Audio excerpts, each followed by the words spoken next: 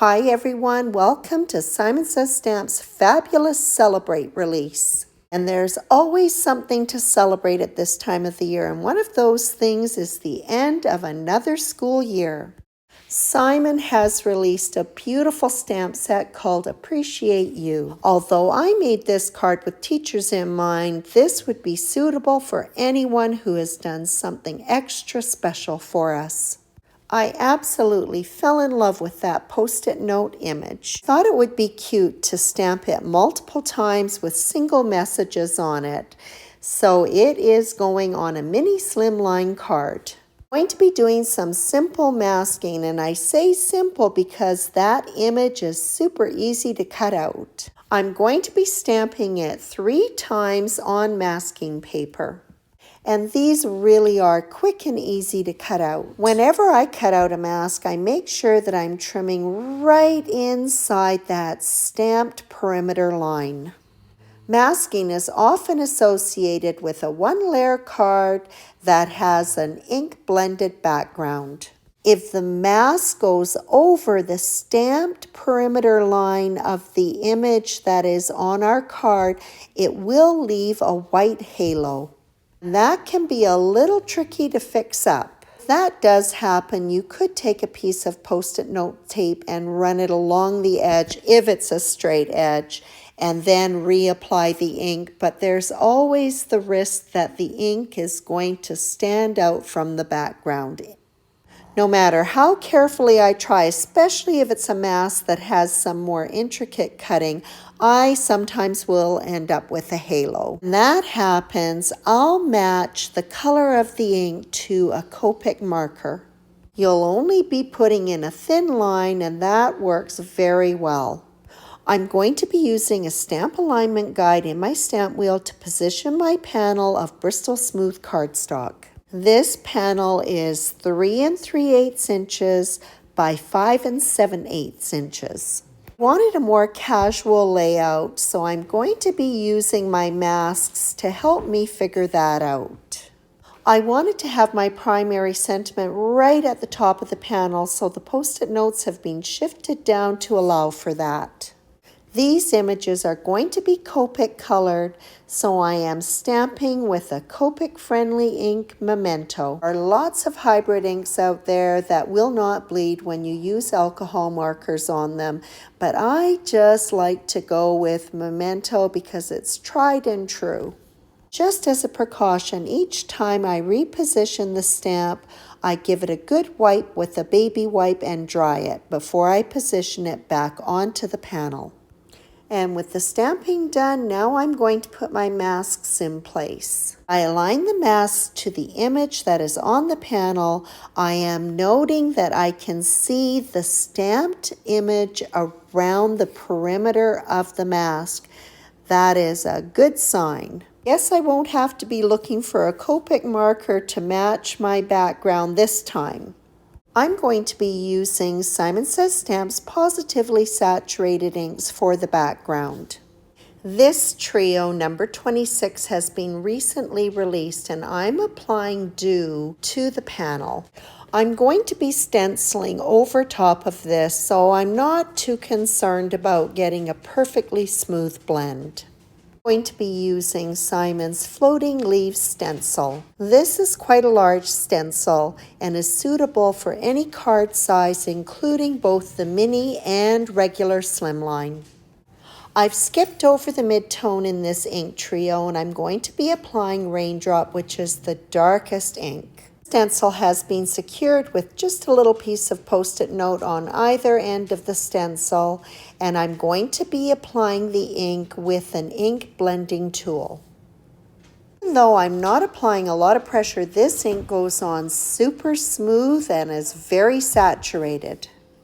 Here comes the fun part of stenciling, removing the stencil. I'm just using my craft pick to lift up one of the corners of the mask so it can be easily peeled off. I know Post-it notes come in so many different colors now, but I went with the original yellow. I'm going to be using Y19, 15, and 13. And I start off by placing my darkest yellow, which is the Y19, on either side of the Post-it note. And then I'll work towards the middle with Y15 and then finish up with Y13. The inks are applied in a feathering motion except for the highlight area, the Y13. I scrub that on. To get a nice smooth blend, the inks are applied 2 times. When the ink is feathered on or flicked on, the saturation is less where it will meet the next color. I apply the Y15, I go partially over the Y19, and that results in a nice smooth blend. And look at me, I grabbed the wrong marker for my highlight area, but no worries. Those lighter tones almost erase what's underneath them. So this thought just struck me at this very moment. I've referred to these as Post-it notes. So why do you need tape? Okay, so they're not Post-it notes. I've decided to do red tape. I love the combination of red with the aqua and the yellow. This is definitely a standout card. I'm starting at the base with R29, the darkest red, and then as I work up towards the top, I'll use R27 and then finish off with R24. Again, the inks are applied a couple of times using a feathering motion to achieve a nice smooth blend. And the panel can go back into the stamp wheel so that I can stamp my main sentiment. I knew that I was going to have to repeat stamp this so that it would stand out from that background. I've switched over to black VersaFine ink, which is my favorite ink for sentiments. The result is always very crisp. And my sentiment does stand out from the background with 3 stampings of the ink, but just to really give it a lift, I'm going to put some clear embossing powder on it. You know how some stationery comes with a little phrase pre-printed on the paper? That's kind of what I'm envisioning here. So at the bottom of each of my Post-it notes, I'm going to stamp just a note. Using an acrylic block that has sponge feet so that it can sit over top of where I'm stamping, I can see where it's going to go and I just need to depress it. The only thing with these stamping blocks with the feet is using a regular size ink pad can be a little bit challenging, so I've switched over to an ink cube.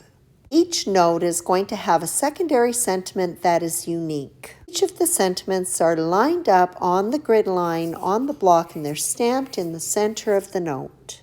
I love how these sentiments are a continuation of the main sentiment. We appreciate you for caring, we appreciate you for all you do, and we appreciate you for a great year. I'm adding 3 little clay hearts to each of the notes. These are dimensional, so it is a nice finishing touch for this 1 layer card. My card base measures 3.5 inches by 6 inches and is being covered by a black panel. Card front is a little bit smaller at 3 3/8 by 5 7/8 inches, leaving a thin black reveal around it. And what's a card without a little bit of sparkle and shine? I'm adding some Nouveau Glitter Drops White Blizzard to each of the little clay hearts. Appreciate You is such a great stamp set. I have another card and a set of tags that I've made using it on my blog at bonniecarolee.com with, of course, step-by-step instructions. All of these projects were so much fun to make. Be sure that you check out the rest of the release. It is fabulous. Thank you so much for stopping by, and as always, I appreciate your visit.